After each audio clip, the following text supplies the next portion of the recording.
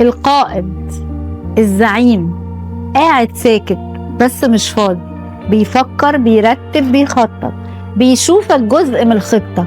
بيسموه برج العظماء. هو برج جد جدا، بيدي قيمة لكل حاجة بيعملها. صعب قوي تلاقي في حد سطحي. على طول عنده تو-دو ليست، يعني عارف هو هيعمل ايه. برج عايش بعقلية وبيحب الإنجاز. بيحب الإنجاز أكتر من الهزار.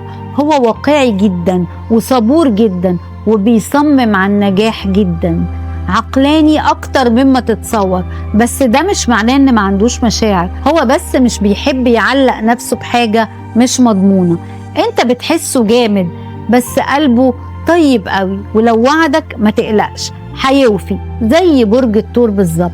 حتى لو الدنيا اتشقلبت هيحبك بالأفعال مش بالكلام. ممكن ما يقولكش بحبك كتير، بس هتلاقيه فاكر مواعيدك، هتلاقيه دايما مهتم بيك، واقف جنبك وبيخطط لك لمستقبلك يمكن أكتر منك.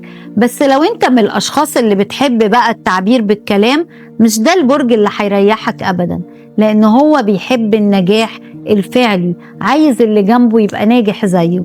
ما بيستحملش الكسل، ما بيستحملش العشوائية ولا الدراما اللي ملهاش لازمة. بيظهر عليه جامد بس جواه طفل صغير، مش بيظهر غير في أمان تام.